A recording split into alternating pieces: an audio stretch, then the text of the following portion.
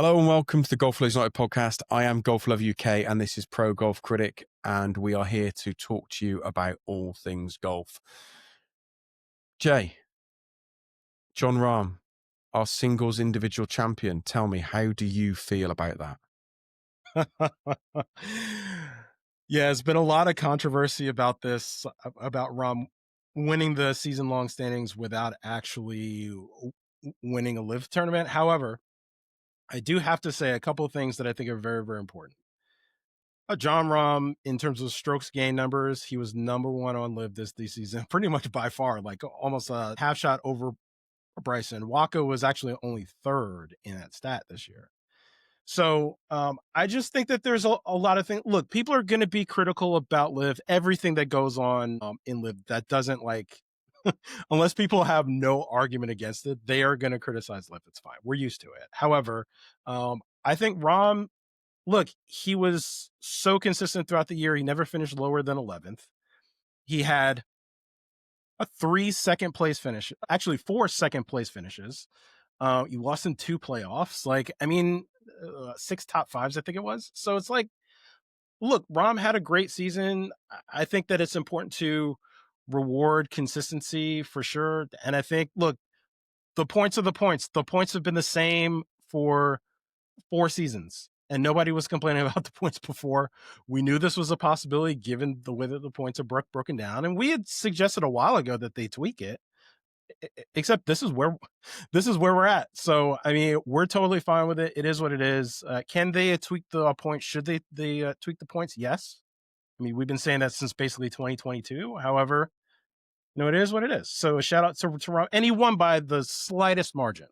It was very small. It's only like what, 3 points? Actually, less than 3 points, 2.5 points. Yeah, I about to say it's 2.5. Yeah. Which means every shot this year mattered. Deserved champion. I'm glad Rahm won. I'd have been happy if Wako had won. What I'm going to say, and again, people who say we don't criticize LIV, I love LIV, but you cannot have 54 people in an event and points only go to 24th. The points need to go to at least halfway. And if the points had gone to halfway, with the weighting they've been using, Wako would have won. Probably. Because for me, winning 5 events and having a bit of a yo-yo season, but winning 5 is more impressive. And if I had to pick whether I wanted to win 5 events and not win the season championship, I know that sounds daft. I might go with the 5 events because winning 5 events is huge. But I think winning 5 events is great. It is. However, me personally, I probably would have picked finishing first in the points, not winning an individual event all season, and winning the team championship, which is what Jon Rahm did. So I think you can look at it a variety of ways. I think Rahm was the best player on LIV this year. The points say it, the stats say it. Even though we didn't win, like I say, winning is important. We all know that. However, the points are the points. We've been looking at the points now. They haven't changed since 2022. Do they need to be tweaked? Yes, we've talked about that. Especially as you add more players, the differential probably needs to improve. Will that sort of reflect OWGR? I mean, probably once they get OWGR points, which sounds like it's going to be on the way before the start of next year. I think that they probably will tweak the points a little bit. So again, we'll have to see how that pans out. Except, like I said, we could argue about this till the cows come home. Rahm won. Congrats to him. He played consistent the whole year. If he had one tournament where he didn't show up, he wouldn't have won. Wako had a handful of tournaments that he didn't show up, and he lost. So it is what it is. Reward consistency, reward a high floor, which is something that I'm always talking about, and see where it goes at the end. So well, for those that aren't as boring as I am, I'm just going to give you Waco's roller coaster season: 33rd first, 12th first, 33rd first, 23rd first, 23rd first, 17th fourth. So it was that little bit of up and down which cost him there, and I think that's is what it is. And you win by what's set out. You know what you've got to achieve, and you win by what's set out. But let's be honest, Wacko's golf this season has been absolutely tremendous. He's been great. He's weird. Those two are two top 10 players. I'm in Torquay turquoise, and you're in the Legion colours. Shout out to Ping, by the way. Like, their gear is amazing. Shout out to Ping too. I finally went for my little sidebar. Yeah. Shout out Ping. I went for my driver fittings this past weekend. Got fit into the G440 LST 9-degree head Ventus Blue X shaft. I mean, that thing is. I was originally looking at the max head, except it was spinning way too much no matter what shaft I put in it. And I did that LST head. All of a sudden, it's like my smash factor went up. I mean, significantly. Like I was finally scratching 1.5 smash. And just that was just like the unicorn driver. Like it was so clear to me. Like I'm hitting these low bullets. I'm able to hit it high. I felt like Wacko. Like I was just like hitting these piercing shots, 300 right down the middle. And it's like I had like probably 7 or 8 in a row where I was just like, no, I want to keep hitting this combination because like I'm so locked in with it. So yeah. Shout out Ping. Great driver. I'm looking forward to getting it in 3 weeks, hopefully. We'll see. So a couple of let's just go to the standings real quick, have a little chat about some of the people there, notable performances or lack of or whatever else. But Rahm in first, Wacko in second, the big guy in third. The difference between Wacko and the big guy though was 90 odd points. So there's a big difference between second and third. And then a little gap down to Sebastian Munoz. And shout out to Sebastian Munoz, who had a fantastic year. Started off He with was the really second, great. Finished off with the first. Only one performance outside the top 21 all year, and that was the second event. Everything else 5th, 6th, 5th, 21st, 7th, 20th, 15th, 16th, 10th, 11th, 10th, and 1st. Great year again for Dean Burmeister, finishing in 5th. Taylor Gooch, look, Taylor Gooch great rebound for Taylor Gooch this year. Is a definition of a terrible start, and then from career onwards, really looked to have it locked in. Didn't finish great in the last event. P. Reed didn't start great again, but was really consistent throughout. Obviously, had a big win. Carlos Ortiz, great, played really well. Sergio Garcia had a blip in the middle of the season. It's that consistency that kills you, isn't it? Like Sergio had a great start, and then he went 50th, 42nd, 38th, 25th. So he had 4 events in the middle where he didn't score. You're just giving some. We got to shout out Torquay. Yeah, no, really quick, just to before we move out of the top 8. Torquay having 3 players in the top 8 just shows you how elite that team was this year and how much we'll get to him later. Mito Pereira just sort of dragged his team down. Like, I mean, there's nowhere we're around it. So I did want to shout out them because that's like, it's going to prove to be very rare that you have 3 players in the top 8.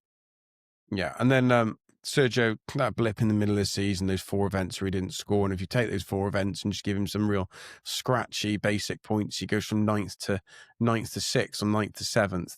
And then Bubba, what a great bounce back season. Finishing 11th place, superb for Bubba. I'll miss a few now. DJ had a good end of the season, having had a slowish start. DJ's been up and down all year, really. Like it's been weird. Lucas Herbert, we love Lucas. Had a fantastic start to the season, 4th, and he had another 4th a couple of events later, tied 2nd. The last sort of 3-4 events, he didn't quite seem to have his game in the same way. But Lucas had a great season, finished 15th. Paul Casey, aging like a fine wine. What is he, 58 and still superb? He's not now. I think he's 47, going to be 48. But yeah, Paul Casey's been playing great this year. Like he's been very, very elite when it comes to his iron play. Like he's always been a very elite iron player, no question about it.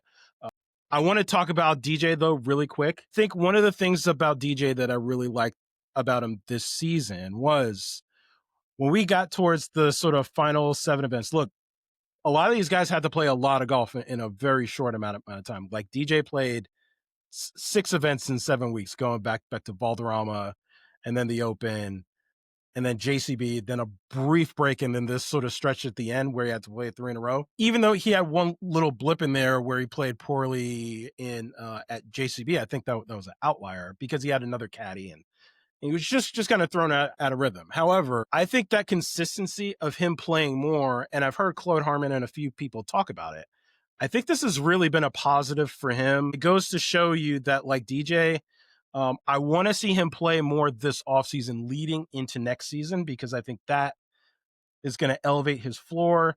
He's going to be in a rhythm, so he doesn't feel like he's not taking 6 months off before his next tournament. I think he's going to play a little bit on the European tour. I think he's going to play the Saudi International. I would love to see him just like continue the momentum that he's been building on into next year, because next year is an important year for him, because as quiet as is kept, he is out of a lot of major exemptions. Like, yeah, he's in the Masters for life, except he's not in the PJ next year.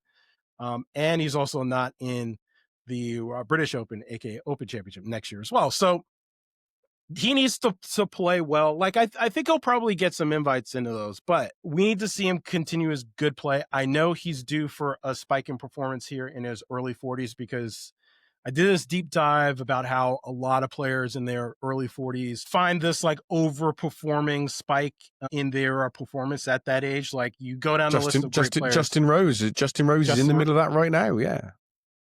Justin Rose has done it. Leach, going back to like Lee Trevino and Jack. Tiger had a spike where he won the Masters in 2019 and won in 2018. Like, Phil has had it. Like, a lot of guys have had it. And I think DJ is no question, he's an all-time great. So I think he's going to have another spike where he plays well and competes to win a couple more majors. And like, I want to see him win another major before his career's over for sure.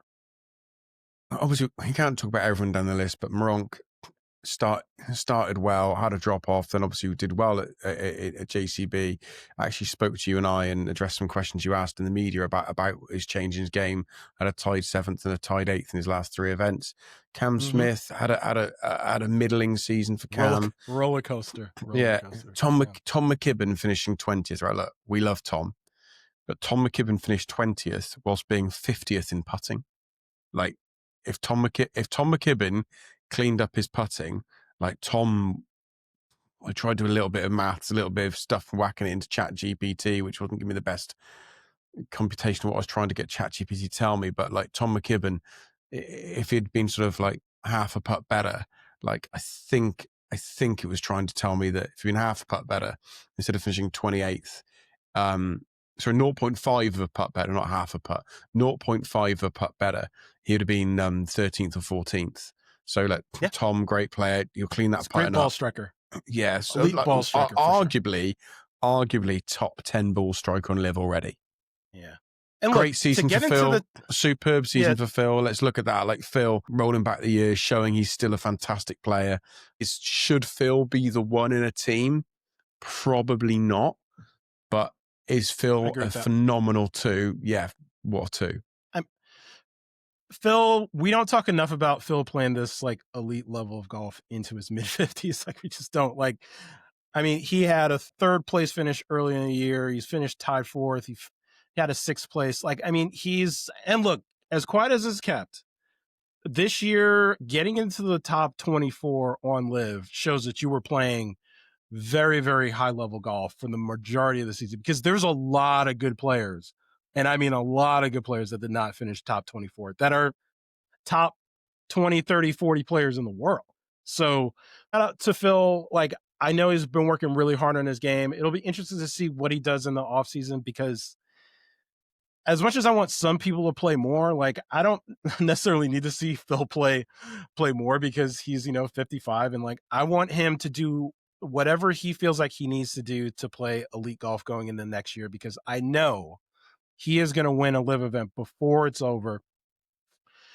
I think he's got another 3 years on his contract. So he's going to play at least through that. Like, I think he'll probably play until he's about 60 and then probably start winding down at that point, if I had to guess. He's in every major next year except for the US Open, which is a little bit, I think he'll probably get a special exemption in the Shinnecock for a variety of reasons. We'll have to see how that works out. But shout out Phil. We don't talk enough about him playing well. Like, he expected to like elevate as the season went on. I know he was a little disappointed that he was outside of the points the last 3 events, because he felt like if he played really well those last 3, he would have gotten into the top 15, top 10 of the standings, which would have been a super successful A+ season for him. I'm going to probably give him a B plus. I think he made a lot of tweaks to his bag. Like he put that ping driver. Actually, it's a similar driver that I'm playing now as well, which is really cool to see. He put that ping driver in. He's got the Tiger Slayer in the bag. He's had great feel with that all year. So I expect to see that more and more.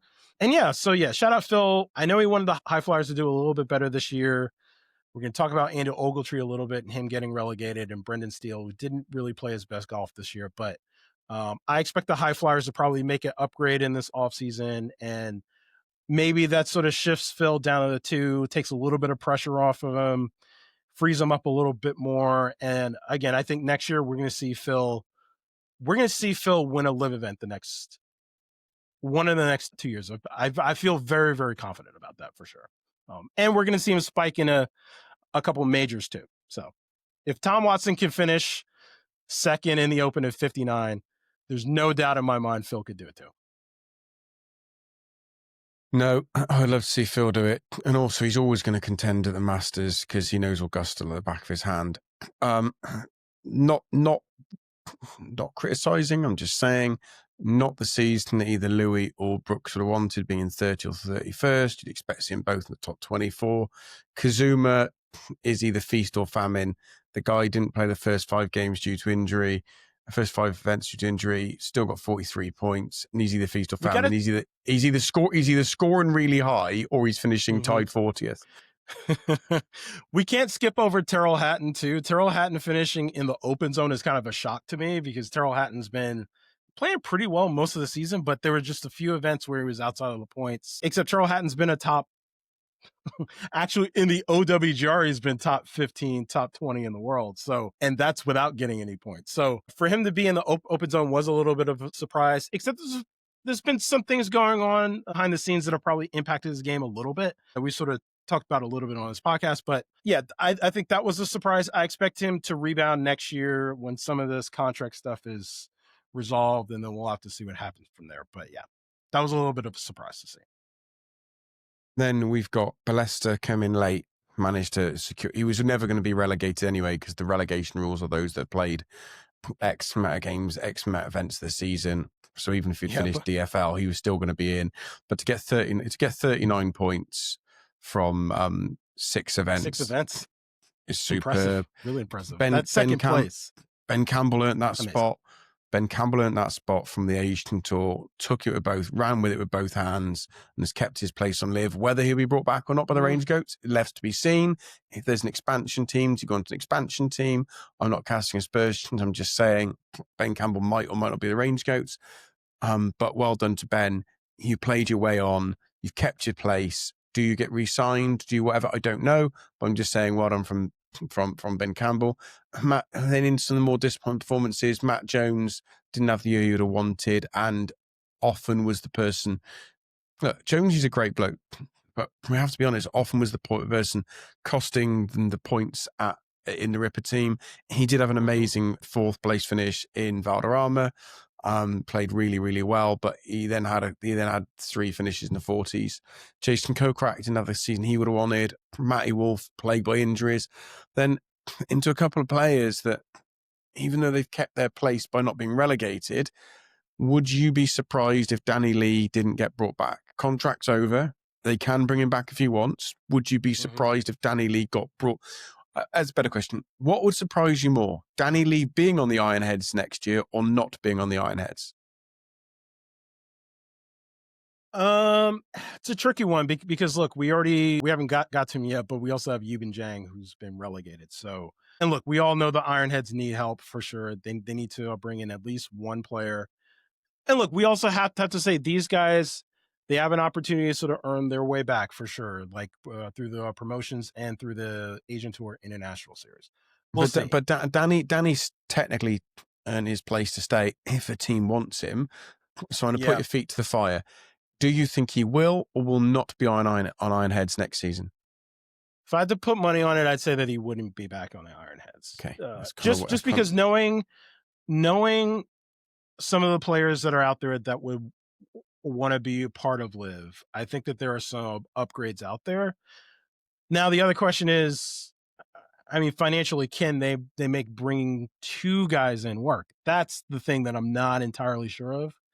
So, and we also have to say Danny Lee finished in front of Kevin Na. So, I mean, having Kevin Na not bring back somebody that outplayed him this year is a little bit tricky. Remember though, Kevin is not an equity captain. That is true. That is true. So and Kevin does Kevin less of a say than the other equity captains. That's a great point. However, I do want to say Kevin Na was critical to bringing LIV to Korea this past year. I think he's sort of an underratedly important player on LIV. Yeah, for sure. I think just establishing that connection with Korea is something that I know is really important to LIV. And so, it depends if Ironheads want to go all Korean, which obviously Kazuma isn't. Seems like Kazuma. They do.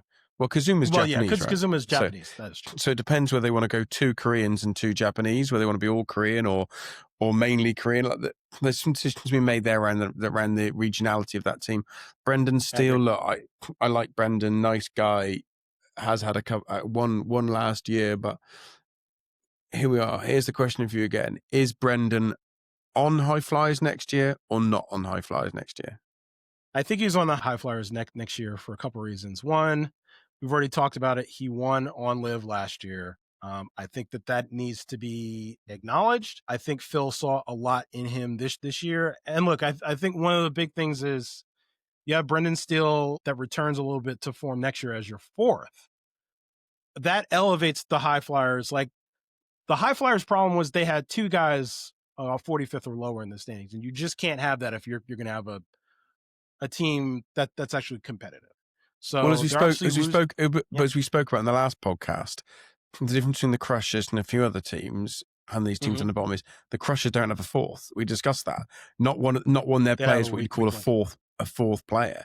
Like I think Charles Howell was the bottom out of all of them, and he missed 2 events and still finished in the mid-30s, whatever it was. So I think you can't have 2 players finishing 40 or below. You just can't have it. It's just not going to work. You can't have that.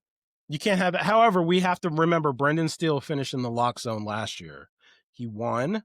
And I think that there's something to be said for that, giving him another year to see if he could get it back. If he doesn't, and he finishes similar next year, I think that's probably it for him. However, I think that he'll probably get one more chance next year, because you just can't, there aren't enough spots to to bring in, half of the PGA Tour. There just isn't. So I think all these teams are probably going to bring in 1 player, with the exception of Ironheads, which I think will have enough room for 2.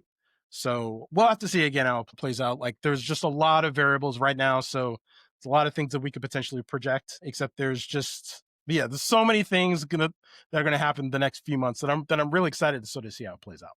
I'm kind of going to contradict myself, because I actually said you see Danny Lee coming back, and Danny Lee obviously finished in 43rd place. Yeah. But I tell you, who really impressed me was Max Lee. Came in, won his place the qualifying event, came in, technically has kept his place. Now, I don't know if they're going to have wildcards next year, because they could go to 60 players. Max Lee has earned every right to be the 4th in an expansion team.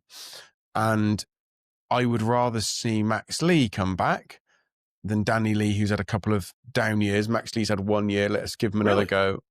Yeah, and if he does, and if no team wants him and he's not a wild card, then Max Lee earned 250 grand for winning the promotions event. He's earned 1.75 million on LIV this year. He's now going to go and play some Asian Tour events, some international series events. If he doesn't come back on LIV next year, he automatically gets a season-long international series card. Max Lee's had a great time on LIV, and fair play, and well done to him for doing that. We know Poulter and Stenson. We know what happened there, and that was crazy. It was super close. Crazy. But you don't need to call the stats up. I've got them in front of me. Henrik Stenson is the definition this year of drive for show, putt for dough. So Henrik Stenson was 5th in greens in regulation. He was 1st in fairways in regulation through the whole league, and dead last with a putter. And if you just think about that last event where Ian managed to leapfrog him and stay above him, I went back and looked. Henrik missed 7 putts inside of 6 foot in the final 2 rounds. Yeah, it was bad. It was bad. But so his and just so that people, his putting yeah, stats have absolutely let him down. Now, Henrik's, look, to be hitting the ball well enough, Jay, to be 5th in greens in regulation, 1st in fairways in regulation, and still get relegated, like, bless him. Henrik's a world-class player, but your putting is just on the floor. and we got to be honest, the guys getting relegated, particularly Henrik Stenson and Yubin Zhang, they were both the 2 worst putters. I think in putting average, you have Stenson last. In terms of strokes gained putting, I got Yubin Zhang last and Stenson second to last. So that isn't a coincidence. Like, I mean, look, with the margins as slim as they are on LIV, you just have to be. You can't be that bad at putting and expect to contend, let alone keep your spot. And I think that came back to haunt Henrik Stenson the last couple events, and he finished, very poorly up to Indianapolis, where obviously you finished tied 22nd and did get a couple points. However, the last 3, 4, 5 events prior to that, like, he just was not playing well enough to get any points, and that's really what cost him. So, and this is, again, I think it's the thing that makes, it's one of the many things that makes LIV really, really, really compelling, is this sort of end of season drama where, like, you don't have this on the PJ Tour in terms of, like, there's all these exemption categories where there's all these catch-alls that like, look, if Jordan Spieth, he plays horrible and he finishes 200 in the FedEx Cup, he's still going to be playing on the PJ Tour next season. Like, there's no question about it. So I think that this gives these players a little bit more, just like, there was more dramas at the end of the season, and we all know that relegation is going to stick because it's a very, very important thing in the OWGR, which is a very, very important thing to every single player basically at LIV, and everybody at LIV. So it's going to stick this year. Can they win their way back? Yes. Like, Mito Pereira, would it surprise me if he won his way back through playing well in the international series, playing well in the promotions event? That wouldn't shock me at all. Like, I think Mito Pereira, he showed a lot towards the end of the season that, like, his back was up against the wall, and he did manage to get some points. Like, it wasn't enough. Clearly what wasn't enough, except then in the team championship, he played really well, and he beat Brendan Grace like a drum in in the singles match. So I just think a lot of these guys, it's going to be really interesting to see how things play out the rest of the year. What Henrik Stenson does is, like, I have no idea what he's going to do. Like, I really don't. Like, is he going to play international series? Is he going to try to earn his spot back for next year? Is he going to just kind of decide, hey, I'm going to take a year off, sort of, I'm going to be in the front office of the Majestics or maybe some other team? There's just a lot of variables here, and it's going to be, again, that's what makes LIV, another component that makes LIV so compelling, is this offseason where we have so many possibilities that we can't even talk about them all in one podcast. Yeah, and I think I was told, hopefully it's true, but good young kid, I was told the Massivo's definitely coming back as one of the reserves next year, which is brilliant. Get him back. Good. Lovely lad, trying his best. AK, like, not a lot of people realize this. Not a lot of people realize how many times AK put 2 good rounds together. And it was his third one that let him down. And people might, friends of the show might know, I get on really well with AK, messaged fairly regularly. And we were talking after the last event, and he was saying about, he's not been moaning about it, but he's been playing injured most of the season.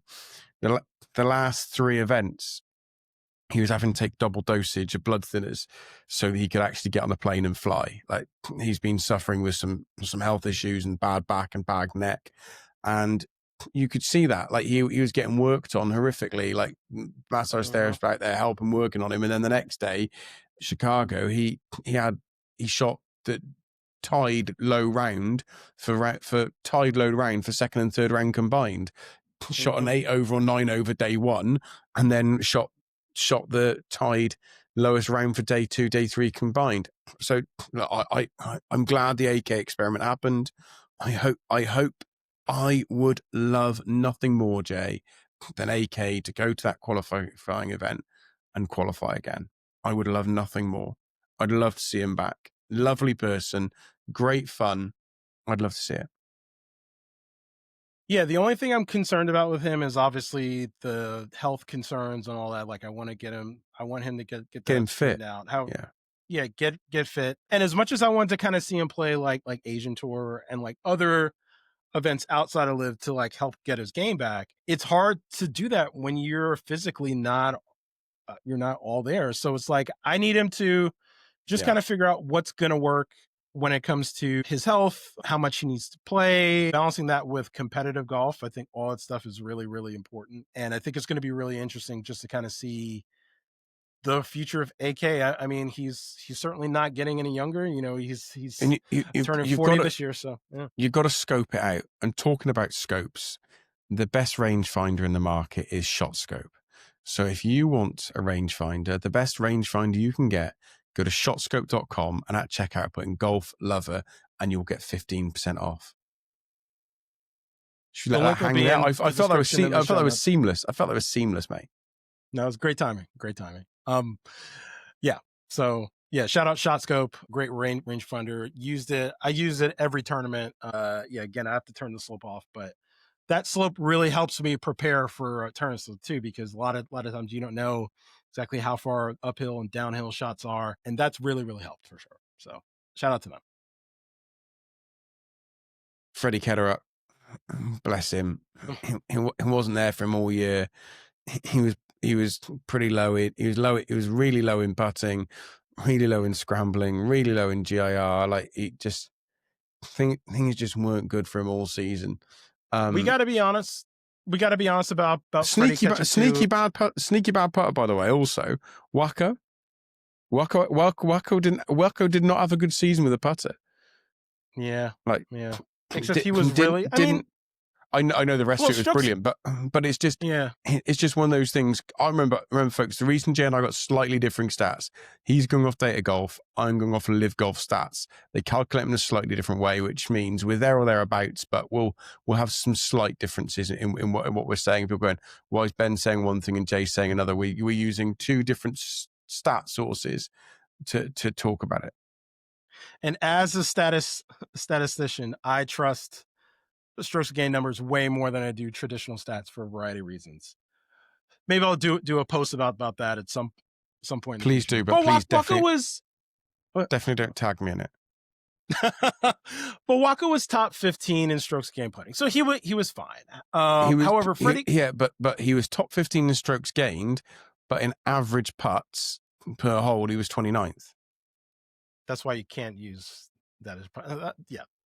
Anyway, if you have fewer putts per average putt, you're going to be higher at the leaderboard. There's no denying that. I know what data golf says, and I know strokes gained. I understand the difference. I'm just saying, for average putts per hole, he was 29th, which is amazing considering where he finished. Again, golf's such a fine margin, 0.025 difference in that putting stat, and all of a sudden he's won the championship. Golf is such a fine margin. It is for sure. Yeah. One of my favorite, most surprising stats, and this is why I tell people to focus on a lot of different things, is if you look at Eagles. Now, tied 7th in Eagles was Ian Poulter. Like, Poulter had a great season. I think he was tied 24th, 25th in birdies and tied 7th at Eagles. Poulter's his ceiling's still high. Yeah. He just made a quad. I think he made a quad once and 3 or 4 triples, and like that's what was killing him. And I just watched him. I watched him play that final event, and I was just like, this is Ryder Cup postman Poulter. Like, I just want to see it. I just want to see him have that. He really delivered. I really want to see him get that back. Now, a couple of questions in about teams. We know. Go on. Before we move on, one thing I want to say about Freddie Ketchup, and I think this is an important point. For next year, we sort of talk about LIV having this OWGR stuff and how it's important. LIV needs to establish a minimum standard criteria to bringing players into LIV Golf. And if we go back and look at this next year, once they establish this standard. I don't think Freddie Ketchup would meet that standard. And for some of these teams that aren't that good, they need to bring in somebody that's going to raise the standards of the team. Like, we had questions about Freddie Ketchup when he first got signed. There was a lot of possibilities out there in terms of who they could bring in if LIV was going to spend the money to bring in players. Unfortunately, it was decided that wasn't going to happen. So they had to sort of go down the list, and they were looking at younger players, and they looked at Angel Ayora, who's playing on the European tour. They looked at who said no because the money wasn't enough. Then they looked at someone like Freddie Ketchup, and it's like, when you really look at like his OWGR rank was like in the low 200s. Like, he didn't really have any status on like a high end tour. Like, he was playing on the PJ Tour Americas, not even Corn Ferry or PJ Tour or DP World Tour. Like, I don't think that he would meet that standard, and that certainly bore itself out this year in the standings, finishing 57th and not getting any points. So that's something that like every single team needs to look at going forward. If these players, they don't meet a certain standard and criteria, you just can't bring them in. And I'm sure that the OWGR and sort of some of the things that they're talking about is directly related to that and sort of qualifying to get into LIV, because it's not only important to have relegation and all of that. If you're going to be sort of handpicking players, they have to meet a certain standard, certain criteria, whatever it is, they have to figure it out. Except that standard needs to be high enough so that you're bringing in players that like meet a certain criteria that are going to compete, because clearly he did not compete at all this whole season. And we got to hold his feet to the fire, unfortunately. So he seems like a nice guy, though. I want to see him continue to improve. It'll be interesting to see. Like, I'm sure he's going to play full time on the Asian Tour and International Series next year. And I want to see him continue to get better. But yeah, I think he's got a long way to go. And I think that that's something all these teams need to look at for sure. So what's the answer? I know we'll talk about rumors and other things, and there's a lot of players knocking around. Are we going to go to Are we going to go to 15 teams? Are we going to strengthen the 54? Are we going to have wild cards? How many are going to come through the qualification event? If you said to me, what one thing besides hearing about OWGR and signing certain players, and the one thing I really want LIV to nail down and make public really soon is one player from the International Series, which was Ben Campbell last year, and how many come from the and how many people come from the qualifying event. That's what I'd like to. I'd like to know that now. I'd like to know, what are we looking at? Are we looking at 1-1? Because in the past we've had 3. So in the past we've had 3 people come up. In the past we've had 1 come up. I would love that to be confirmed. And look, we know the LIV guys listen to our podcast. Please, the fans want to have an idea of what's happening. I understand this stuff behind the scenes, but even no news is good news. Even if the news is, look, we're trying to make our mind at the minute. We've got a couple of things going on. We will, as soon as we know, we will know. And that's kind of what I would like to hear, stroke see, stroke whatever it might be, because I would love to have that bit of clarity of, because it helps you understand. Yeah. If we're going to get 3 from the qualifying event, then it feels highly likely we're going to be going to a 60-person league. Right.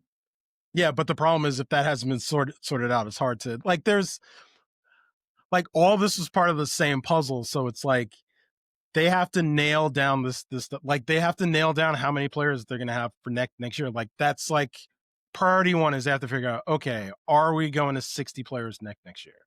If we are going to 60 players, what does that mean? That probably means another team at least.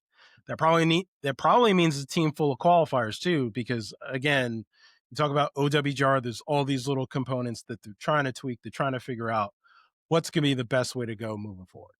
And unfortunately, like, a lot of the player stuff is going to dovetail that. So like, we're not going to know anything until they figure out a number of players needed.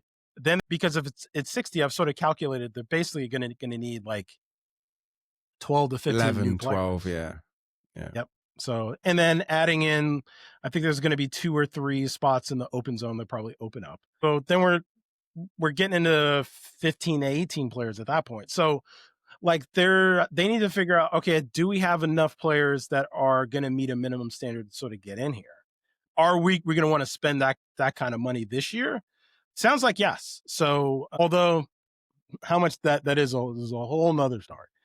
Yeah, those are things that I want to see sort out. I want to figure out this international series thing, how many spots are going to be in there, because we got to be honest, the top 10 spots within the international series right now are full of LIV players. So Lucas Herbert's leading, Carlos Ortiz is up there, Bryson's up there, Patrick Reed's up there, Abe Answer's up there, Uline's up there. So we have to figure out how many are going to be invited back. Is it actually, if you finish in first, you're invited? Is it going to be the first not otherwise exempt in LIV gets invited? I don't know.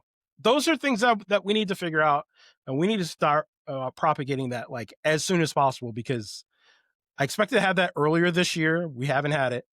We need to figure that out for next year, because again, it's so important to me and to most LIV fans that we need to start tightening some of this stuff up, so that we all know, okay, this is how it's going to be going forward. This is how it's going to be this year and the next year. This is how it's going to be going forward, because that you establish this minimum standard, you establish all these other things that gives us enough ammunition to know what's going on. So we need to continue to keep feeding this puzzle, give us as many puzzle pieces as possible. And then that allows us to provide the right analysis and sort of help other people think this stuff through. But with that, never comes the clarity, because then as soon as we ask that, we're going to want more information, and we're going to want more information and more information. So Good. we're just Good. Yeah, I know. Yeah, I'm joking. I'm joking. You and I are essentially information whores. We just want as much physically possible. And there are players out there. How do they get them on? Are we still able to do invites with OWGR? I'd imagine this would be the last year of invites, unless there is a criteria, which, as you said, set a minimum criteria, which you can be invited onto LIV to come and join LIV if you've been in the top, if you're in the current top 100 in the world in OWGR, or in the top 10 in the DP World Tour, or top whatever, or you've won events the last couple years, whatever it is. Like, there's so many things. I wrote about this 2.5 years ago. Because there was a minimum. There's players out there like Laurie Cantor. He's had a great year on the DP World Tour. I'd love to see him on LIV. How much better would the Majestics been this year with Laurie playing? We'll never know, but you got to think they'd have been definitely better. So you got players, obviously the relegated players. Are these players? Who's going to go to the qualification events? Stenson, Ogletree, Mito, Yubin Jiang, AK, Ketterup. Part of me says they all go back. Part of me says maybe Stenson says I'm all good. Maybe Ogletree says, look, my wrist is knackered. I need to have a whole year out. And then Brandon Grace, who's confirmed on the broadcast, it was confirmed on the broadcast on Sunday that Brandon Grace is having an operation this week. That was confirmed on the broadcast. So will Brandon Grace, like, wrist injuries are dreadful. Will Brandon Grace be able to come back next year? Do the Stingers have to go and get themselves a Lamprecht, a Lawrence, a Pottiger? Do they have to go and get themselves someone else because Brandon Grace isn't going to be back next year? There's so many questions. And like the Rippers are tight. The Rippers are tight. But and we love Matt Jones. Is Matt Jones holding the Rippers back at the moment, performance-wise? I know they want him. I know they're a tight team. I know they're a tight unit. I understand all of the dressing room benefits. But if Matty Jones is not finishing maybe as high as he wants, with a 4th place in one event and then a couple other 1-pointers here, is that good enough for LIV as a whole? For Rip? Well, LIV, I suppose, is a generality, but is it good enough for LIV or for Ripper throughout the rest of the season? Like, that's where I was going to go. There are some players in there that, even though they didn't get relegated, like, are they maybe on a shorter leash? I don't know.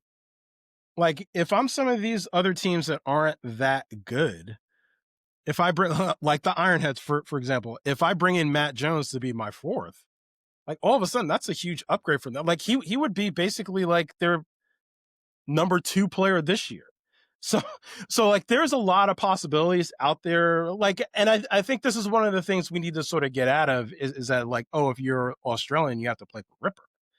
Like, I don't think so, because there's like so many great Australian players out there. Or you don't have to be South African and play for a Stinger. Like, you could play for another team. Like, that's what I want some of these teams to, like, start thinking outside of the box. And because then you get some rivalries. Like, let's say Matt Jones doesn't get brought back to Ripper, but like Ironheads bring him in.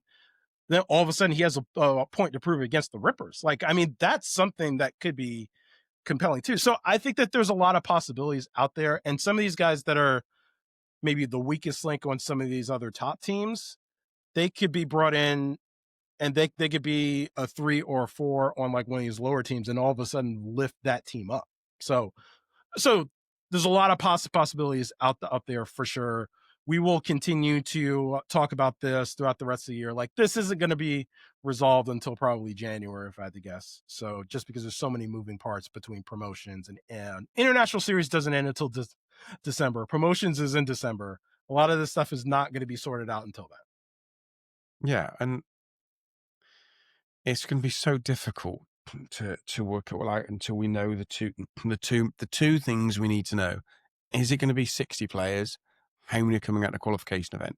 Because that will allow us to start to understand a lot more about what's being built and what's happening. Yeah. Because and me you personally, easily... I don't want them to go to 60. I don't want them to go to 60 yet. I don't think we're ready for it. I think we need to fortify some of these teams first. Well, I've said to you and I said to Kevin in some of our chats, I don't mind if we go to 60, but if we stay at 54, it's got to be a good 54. We can't have a 54 with a... Yeah. We need some of these guys like Andy Ogletree, Freddie Ketchup. Like, we need major upgrades over those guys, for sure. Yeah. Someone said to me, would you see Mathieu Pavon as an upgrade? He hasn't had the best year on the PGA Tour, but I definitely would. He had a fantastic year in the DP World Tour before. Hasn't had the world's best year on the PGA Tour. Had some results, but players like that for me are like the sort of basement of where I want to see LIV signing. Do you know what I mean? That's like the bottom level of where I want to see LIV signing. Yes. That's that half step above Ogletree, the half step above Ketterup, and they're a good 4. That's what I want to see. I agree. Raising the floor is like the most important thing for LIV this year, in addition to obviously sorting out some of these teams and fortifying the teams, but and fortifying some of the rules. I think that getting the floor of some of these teams higher so that we actually have 13 competitive teams, or even if they go to 14 teams, making those all 14 teams competitive, and then you have a 4-person qualifier team. Like, I would be okay with that, assuming those qualifiers can be good. So we also don't know what some people themselves are thinking. There was a report before Poltz got safe that he was thinking about retiring. Now, I've not heard that from him. I've not seen that maybe in what you might call a credible source, but that he could be thinking that. And Lee could be thinking that. You don't know what other people are thinking. GMAC's done amazing in the booth. Is GMAC thinking, do you know what? I've enjoyed it, but I want to commentate. I want to go and do this because GMAC was amazing on Sky Sports for the Open. But completely agree. There's so many people who don't know what they're thinking. But some of these guys are so competitive at golf, though. Like, they're like, no, I don't want to give it up. Even Pat Perez is talking about, like, even though he can't compete on LIV really, like, he's talking about playing on the Champions Tour because he turns 50 next year. And I'm like, so it's something that he's working out. And I'm like, so I guess he would probably give up his TV job on LIV to play Champions Tour full time, which is like kind of a surprise to me because, I mean, Champions Tour, you don't really make that much money playing there. So, and he's got a pretty comfy gig as it is. Maybe he could do both. I don't know. Except some of these guys are just super competitive. They love playing golf. So, like, Richard Bland is going to hold on to the spot on LIV like as long as he can, for sure. Like, so I think some of these guys, just like expecting them to retire. Like, I mean, it's so hard. I'm not saying I'm expecting. I'm saying you just don't know what's going through someone's mind. Yeah, I know what you're saying. Yeah. I agree. You just don't know what's going through their mind, what they're thinking, what they might be doing, how they might be approaching it. And like I don't think Louis for a second wants to retire, but Louis' elbow was hanging off by a thread last year. He's obviously suffering this year. Is it lower back? Is it hips? I don't know what it is, but like that Safa spirit only gets you so far. Like, do you know what I mean? It only gets you so, like, Yeah. Is he thinking, do you know what? I don't for a second think he is thinking it. I'm just putting a hypothetical out there. You don't know what's happening in people's minds, injuries, family. Like Brendan Steele, like Brendan might be going, do you know what? I didn't finish well. I've had a great time. I don't fancy traveling anymore. He might hang it up. I think there's the one thing with Liv that doesn't get talked about enough about people who might not love being on Live forever.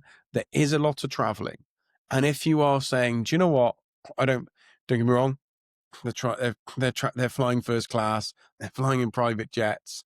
It's only a few weeks of the year. They have a long off season. I'm not here with the world's smallest heart playing the song for them. I'm just saying, you never know what's going on with people and what they might be thinking. Yeah.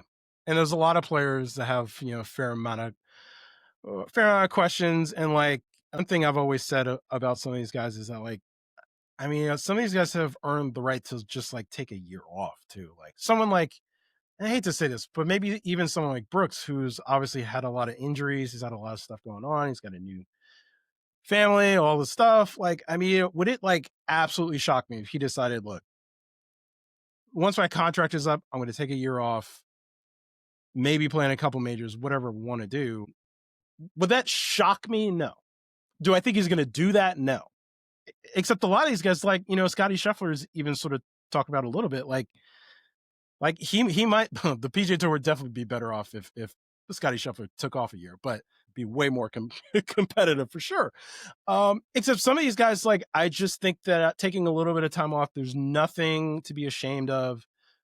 I think it'd be totally fine. Even one of the greatest athletes of all time, Michael Jordan, he took a year and a half off from the NBA because he was burned out. He wanted to try something else. It didn't work out. He came back and it Are was you fine. you honestly So you honestly going with that? You're not going with betting irregularities? no, as much as I love conspiracy theories, like I think that's one that just never had legs. So and trust Well, me, I really wanted to believe it, but I I just have don't think no so. idea. All I know is as a Brit who you see the documentaries and people say loads of different things. And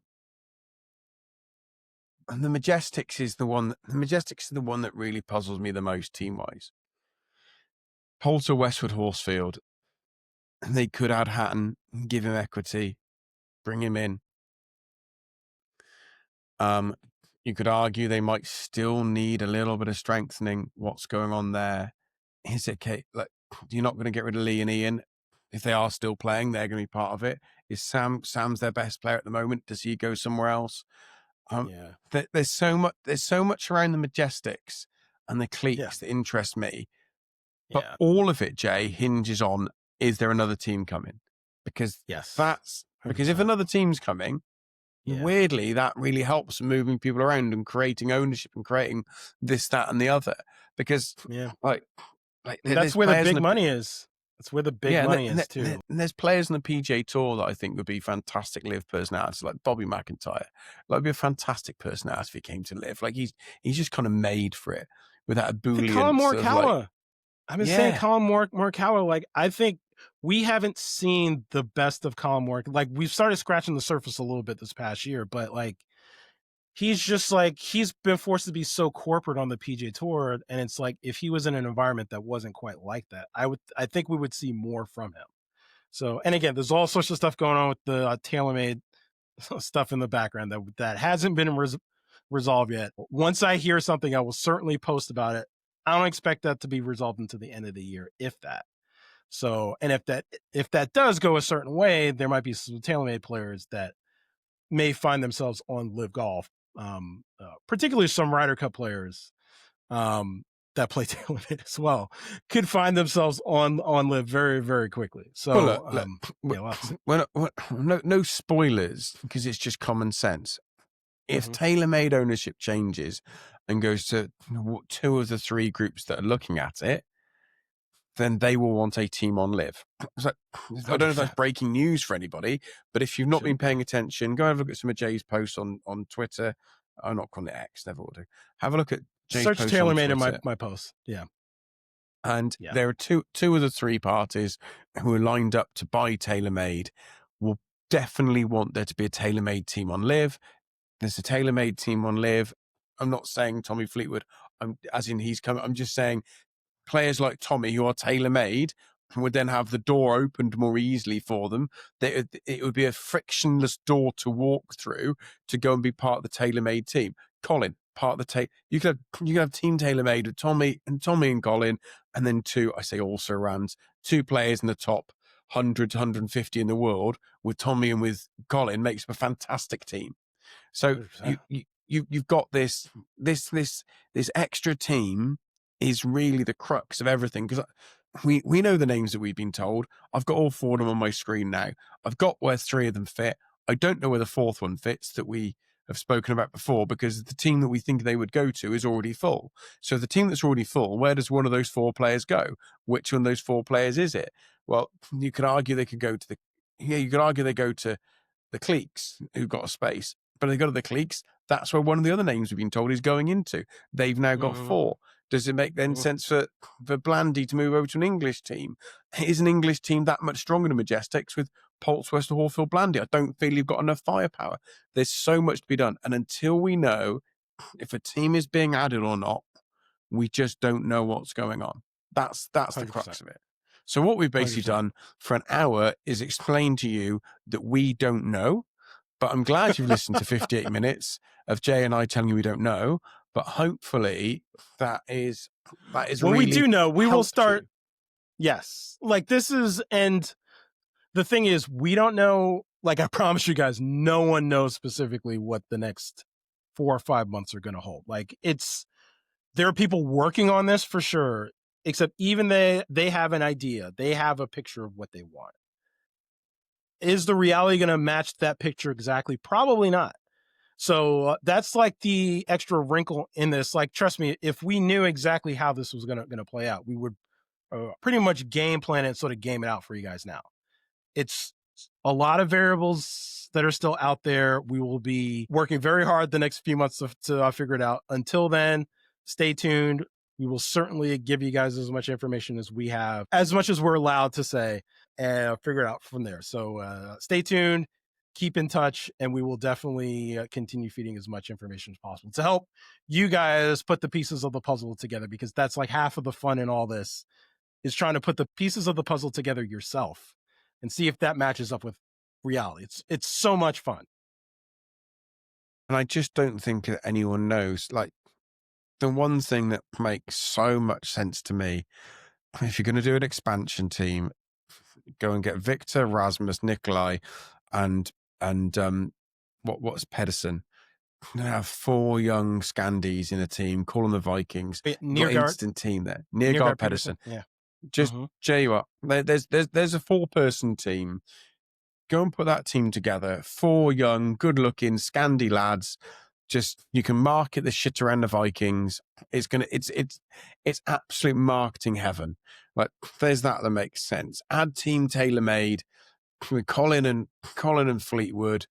HV3 plays tailor-made, I think. Does he? I can't remember where he's gone. I think he has a mixed bag right now, so they can figure some. They can figure something out. Whack HV3 into team tailor-made. Find one other player.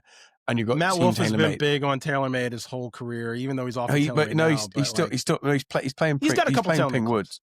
Yeah, but he's playing Ping. He's Ping at the top end of the bag. Yeah, driver 3 with 5 wood is Ping. Yeah. But yeah, you got loads of things you can do there, but until we know if they're adding another team or not, we are going to be shooting in the blind, because the 4 names I got down here, 3 fit in super easy where we've been told, but that 4th player's got to go somewhere, which means someone else has got to move. And where do they move? Figure out the financials too. Yeah, where do they move? I don't know. And that would probably say to me that a couple of the players might not have their contracts renewed.